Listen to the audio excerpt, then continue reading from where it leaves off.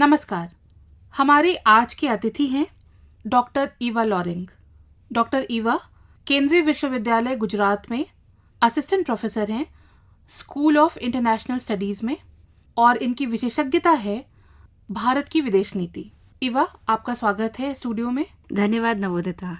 जैसा अभी भारत G20 की अध्यक्षता कर रहा है और बहुत सारे कार्यक्रम देश भर में आयोजित हो रहे हैं, तो हमारे श्रोताओं की जानकारी के लिए सबसे पहला सवाल यही पूछना चाहेंगे कि G20 आखिर है क्या?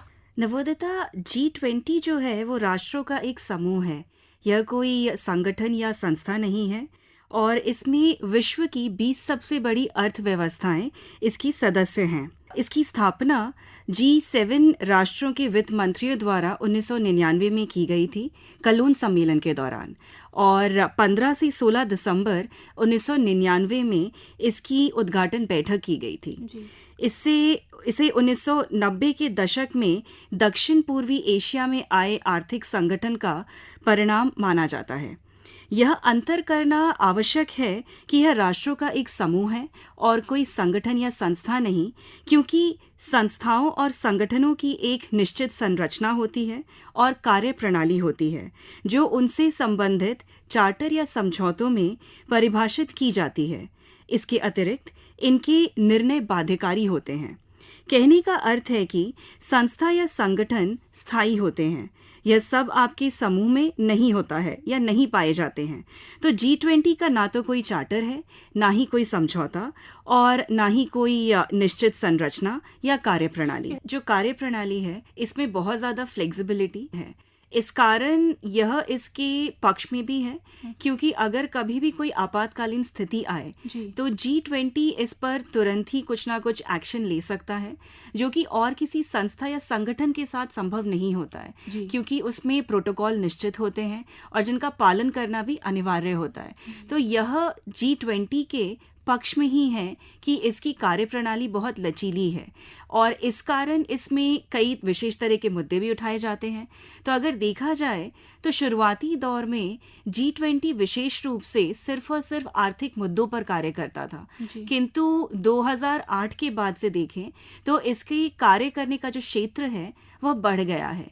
इसमें कई राजनीतिक मुद्दे आए, इसमें आपका क्लाइमेट चेंज जैसा मुद्दा भी जुड़ा, और आज के समय में जब भारत इसका अध्यक्ष है, भारत इसमें औरतों से संबंधित मुद्दे और उनके सशक्तिकरण के मुद्दे को भी उठा रहा है। जी, अभी अगला सवाल मेरा यही होने वाला था आपसे कि G20 जैसे कि मुद्दे कुछ आपने गिनाए, इनके अलावा और कौन से ऐसे समकालीन या समसामयिक मुद्दे हैं जिनको G20 के फोरम में उठाया जाता रहा है? यदि हम G20 को उसकी स्थापना के समय से देखें तो 1999 से 2008 तक के समय में विशेष रूप से इसने ध्यान दिया आर्थिक मुद्दों पर और कोशिश की कि आपकी विश्व में आर्थिक व्यवस्था सही प्रकार से काम करे, चलती रहे इत्यादि। 2008 में जब आर्थिक मंदी आती है तब विशेष रूप से इसका फोकस या ध्यान जाता है इस बात पर कि आपकी आर्थिक स्थिरता जो है वो विश्व में बनी रहे, क्योंकि उस समय की जो आर्थिक अस्थिरता थी उसकी शुरुआत आपकी यूएस से हुई थी, लेकिन उसका परिणाम आपके पूरे विश्व में देखने के लिए मिलता है। इस कारण इन्होंने बोला कि हमें एक वैश्विक तौर पर कुछ ऐसा करना पड़ेगा कि आपकी आर्थिक स्थिरता बनी रहे, जो कि न ही सिर्फ इन G20 सदस्य राज्यों के लिए बल्कि विश्व के सारे राष्ट्रों के लिए बहुत ही फायदेमंद रहेगा। इसके साथ साथ 2008 से 14 के बीच का जब हम समय देखते हैं तो आर्थिक मुद्दों के साथ साथ कई और मुद्दे जुड़ने लगते हैं, और विशेष रूप से 2014 के साथ बाद से इसमें और कई नए मुद्दे जुड़ते हैं। आपके आर्थिक मुद्दों पर भी और गहराई से विचार विमर्श किया जाता है। 2018 में भगोड़े आर्थिक अपराधों पर अंतर्राष्ट्रीय सहयोग की भी मांग की गई थी G20 पर। तो एक तरफ आपके आर्थिक मुद्दों पे इनके जो आपसी कार्य करने की जो प्रणाली थी वो और गहराती गई, और इसके साथ साथ इसमें और कई नए मुद्दे भी जोड़े गए। तो जैसे कि अपनी अध्यक्षता के तहत भारत ने इसमें मुद्दे जोड़े, जिसमें कि आपका मैंने जैसे बोला कि औरतों के मुद्दे, उनका सशक्तिकरण, उस पर ध्यान देने की बात हुई। भारत ने संस्कृति का मुद्दा उठाया, संस्कृति को भी और ज़्यादा भारतीय संस्कृति को विशेष तौर से विश्व को उसके बारे बताने का एक अवसर पाया। इसके अतिरिक्त पर्यटन जैसे मुद्दे उठाए गए और आज के समय में पर्यटन को भी आपकी विदेश नीति से जोड़ा जा रहा है। जी। इसके अतिरिक्त भारतीय अध्यक्षता के अंतर्गत ये भी बोला गया कि आपदा प्रबंधन जैसे मुद्दों पर भी अंतर्राष्ट्रीय स्तर पर हमें कोऑपरेशन करना बहुत ज़रूरी है, जी। क्योंकि ये एक आने वाले समय में बड़ी समस्या हो सकती है और जिसके लिए नहीं सिर्फ भारत को पर पूरे विश्व को तैयार रहने की ज़रूरत है। इस कारण इस तरह के कई और नए मुद्दे जो कि आपके आर्थिक मुद्दों से अलग थे, वो भी इसका हिस्सा बन गए। जी। इवा, जैसे आपने भी इस जवाब में कई सारे मुद्दों का जिक्र किया, आपदा प्रबंधन में वैश्विक सहयोग या फिर संस्कृति को लेकर, जो अभी हम देख भी रहे हैं G20 भारत की अध्यक्षता में जब ये तरह तरह के कार्यक्रम देश भर में आयोजित किए जा रहे हैं, संस्कृति एक बहुत महत्वपूर्ण हिस्सा है उन कार्यक्रमों का। और एक सवाल मन में आता है कि पोस्ट कोविड जो सिनेरियो है या कोविड के दौरान भी G20 किस तरह से अपनी भूमिका को उस समय देख रहा था, या उसके बाद उसने क्या कोई बदलाव लाए अपने कार्यप्रणाली में, या उसको लगा कि कुछ और नई चीजें उसको शामिल करने की जरूरत है?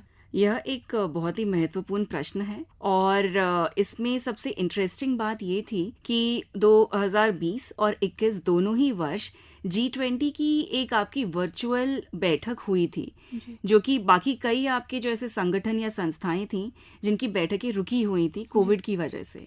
तो इस समय इसकी एक वर्चुअल बैठक की गई जिसमें कि प्रधानमंत्री श्री नरेंद्र मोदी ने भी ये प्रस्ताव रखा कि G20 के अंतर्गत हमें स्वास्थ्य जैसे मुद्दों पर भी ध्यान देना चाहिए, क्योंकि आज के समय में स्वास्थ्य सिर्फ एक ही राष्ट्र की चिंता का मुद्दा नहीं है।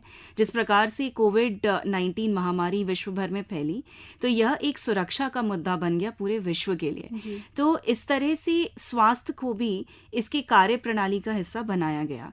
इसके अंतर्गत इसकी जो कार्य करने की प्रणाली है उसमें ज़्यादा कुछ अंतर नहीं आया।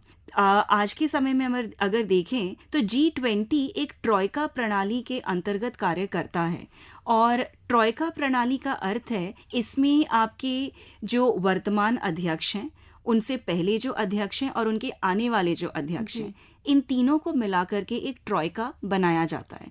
और इसको बनाने का एक कारण यह है कि इसके कार्य में कॉन्टिन्यूटी जो है या निरंतरता जो है वो बनी रहे, क्योंकि अक्सर पाया गया है कि कोई एक राष्ट्र जो कि 1 साल के लिए इसका अध्यक्ष बनता है, 1 दिसंबर से लेके 30 नवंबर तक के समय के लिए, तो उसमें अपने कई एजेंडा वह पूरे नहीं कर पाता है। तो उन एजेंडाओं को हम खाली तो नहीं छोड़ सकते हैं, हम उन्हें वहीं पे ख़त्म भी नहीं कर सकते हैं। तो अगला जो भी अध्यक्ष बनता है, जो भी राष्ट्र या सदस्य राष्ट्र इसकी मेज़बानी करता है, उसकी जिम्मेदारी होती है कि वह इन अधूरे एजेंडों को भी पूरा करे। तो ये ट्रॉयका प्रणाली इसके अंतर्गत यह कार्य करता है। क्योंकि यह एक समूह है, जैसा मैंने पहले ही बताया, तो इसमें कोई बहुत एक आपका फिक्स्ड या एक परस्पर प्रकार का एक निश्चित आपका प्रणाली नहीं है।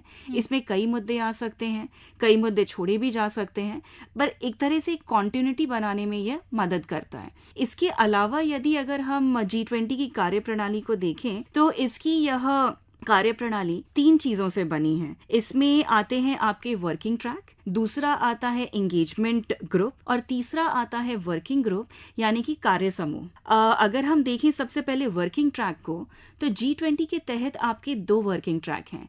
पहला है आपका वित्तीय ट्रैक यानी कि फाइनेंस ट्रैक, दूसरा है आपका शेरपा ट्रैक। फाइनेंस ट्रैक या वित्तीय ट्रैक G20 में आरंभ से है, क्योंकि इसका हमेशा से फोकस रहा है वित्तीय मुद्दों पर।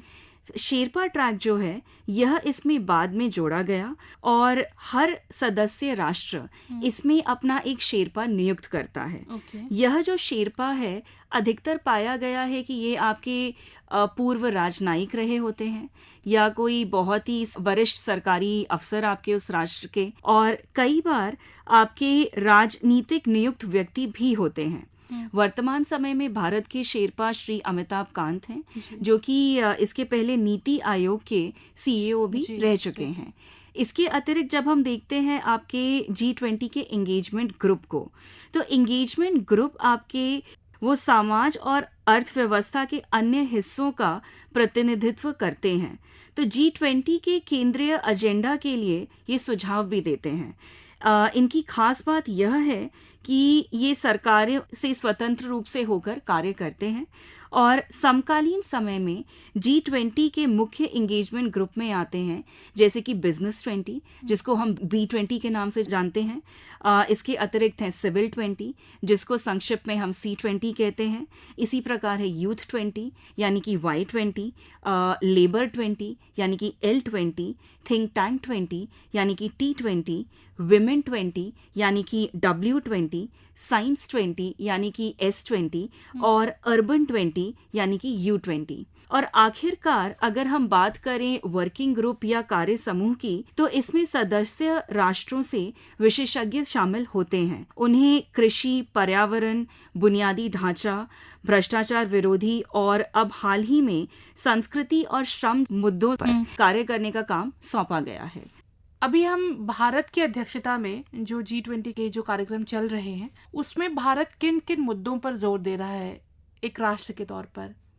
भारत की G20 अध्यक्षता अगर हम देखें तो सबसे पहले ये 1 दिसंबर 2022 से इसका आरंभ हुआ और जो कि 30 नवंबर 2023 में जाकर के इसका अंत होगा। और अध्यक्ष पद संभालते ही भारत ने एक पृथ्वी, एक परिवार, एक भविष्य की थीम को अपनाया और अध्यक्ष बनने से पहले ही भारत 2014 से G20 में सक्रिय भागीदार बन गया था। G20 के मंच पर भारत ब्रिक्स राष्ट्रों के मुद्दों को भी उठाता रहा है। अध्यक्ष पद ग्रहण करने के बाद माननीय प्रधानमंत्री श्री नरेंद्र मोदी जी ने कहा कि G20 के माध्यम से उनका उद्देश्य समावेशी और सतत विकास को बढ़ावा देना है, डिजिटल बुनियादी ढांचे में सुधार करना है, टेक्नोलॉजी तक पहुंच बनाना है और वैश्विक व्यापार प्रणाली को मजबूत करना है। यदि हम सैद्धांतिक दृष्टि से देखें तो भारत अपनी नर्म शक्ति यानी कि सॉफ्ट पावर का पूर्णतः उपयोग कर रहा है। यही कारण है कि इतने सारे कार्यक्रमों को बड़े पैमाने पर आयोजित किया जा रहा है। इवा, अभी बीच में आपने एक सॉफ्ट पावर का जिक्र किया, तो ये जो सॉफ्ट पावर है भारत का, जो आप कह रही हैं कि G20 की अध्यक्षता के दौरान भारत इसका दोहन करने की पूरी कोशिश करेगा। सॉफ्ट पावर और ये जो ट्रैक टू डिप्लोमेसी जिसे हम कहते हैं, जहां आर्ट एंड कल्चर का बहुत इंपॉर्टेंट रोल होता है, आप अभी भारत की पहल को किस तरह से देखती हैं? 2014 के पश्चात से भारतीय विदेश नीति में काफ़ी ज़्यादा ध्यान दिया गया है भारत की नर्म शक्ति या सॉफ्ट पावर पे। पहले तो मैं बताऊंगी सॉफ्ट पावर है क्या। सॉफ्ट पावर का जो कॉन्सेप्ट है, यह आपके जोसेफ नाई नामक एक अमेरिकी पॉलिटिकल साइंटिस्ट ने दिया था और यह आपकी जो एक एग्जिस्टिंग अंडरस्टैंडिंग है पावर की, उससे अलग है। और यह समझा गया कि जो आपके एग्जिस्टिंग एक आइडिया है पावर का, जो कि अत्यधिक तौर पे आपका जोड़ा जाता है आपकी सेना से, उसके विपरीत भी कई ऐसी चीजें हैं जो एक देश, एक राष्ट्र को शक्तिशाली बनाती हैं, जिसमें कि उसकी संस्कृति आती है, उसकी अर्थव्यवस्था आती है, उसकी विदेश नीति आती है इत्यादि।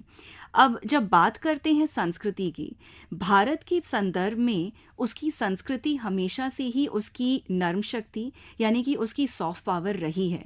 यदि अगर हम प्राचीन काल में भी जाएं तो भारत वह राष्ट्र है जहां से आपके बौद्ध धर्म का जन्म हुआ और यह धर्म आपके विश्व के और कई राष्ट्रों में जाके फैला।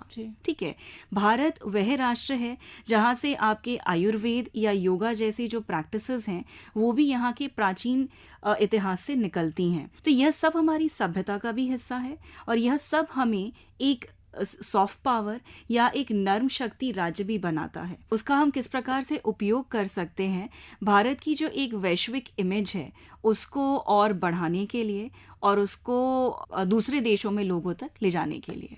बहुत बहुत धन्यवाद इवा, आपका स्टूडियो में आने के लिए और G20 जैसे महत्वपूर्ण विषय पर, एक समसामयिक विषय पर हमारे श्रोताओं को इतनी अच्छी जानकारी देने के लिए बहुत धन्यवाद। धन्यवाद नवोदिता।